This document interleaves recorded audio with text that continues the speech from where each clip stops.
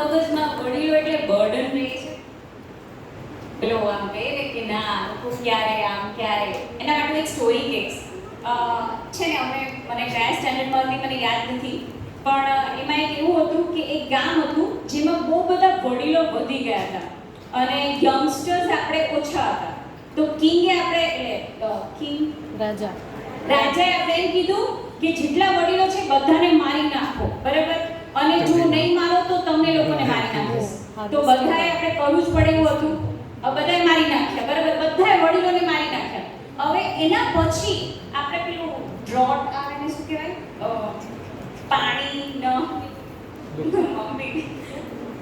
પેલું વરસાદ ન પડે તો ત્યારે પેલું નથી થઈ જતું, હા દુકાળ પડે છે, એક્ચ્યુઅલી સોરી, દુકાળ પડે છે. તો દુકાળ પડે ને તો ત્યારે હવે કોણ ગાઈડન્સ કોણ આપે કે દુકાળ પડ્યો હવે કરવું શું? રાજા કે મને તો નથી ખબર, અને વરસાદ પડે જ નહીં. પછી છે ને આપણે એક વ્યક્તિએ પોતાના પપ્પાને ઉપર માળીએ છુપાવીને રાખ્યા હતા. એને નહોતા માર્યા પોતાના પપ્પાને.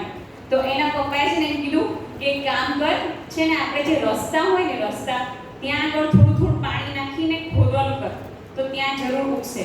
તો એ લોકો એવું કર્યું, જે રસ્તા હતા ને તેના પર આપણે પાણી નાખ્યું ને ત્યાં ઉગ્યું, આપણે પ્લાન્ટ્સ ઉગ્યા. પછી આપણે પેલા રાજાએ બોલ્યો કે કેમ ભાઈ આપણે એવું શું કર્યું તે કે જેનાથી આ થયું? તો રાજાએ પેલા કીધું કે તમે મને મારી નહીં નાખતા તો હું કહું. તો પેલા કીધું કે સારું તમે નહીં મારું. તો એને એના પપ્પાને બતાવ્યા કે જો ભાઈ મેં તો મારા પપ્પાને નહોતા માર્યા, મારા પપ્પાએ મને ગાઈડન્સ આપ્યું કે તમે આપણે જ્યારે આપણે પેલું ઘોડાગાડીને બધું નથી લઈ જતા જેમાં અનાજ જતું હોય રસ્તા પરથી, તો જે એના પેલા સીડ્સ પડે ને, બીજ દાણા પડે ને, તે દાણા જે રસ્તા પર પડ્યા હતા ને એના પર પાણી નાખ્યું એટલે ત્યાં આગળ ઉગ્યું. એટલે આપણા જે વડીલો છે આપણે ભલે બર્ડન સમજીએ, બર્ડનને શું કહેવાય, ભાર સમજીએ, પણ એ ભાર નથી. એક્ચ્યુઅલી જો વડીલો ના હોય તો ગાઈડન્સ ના હોય. હવે આ સ્ટોરી તો સમજાઈ ગઈ ને? Okay, next I would like to put a topic on ageing. બધાની એજ હું પૂછી શકું છું? તમે ઉંમર કેટલી છે તમારી?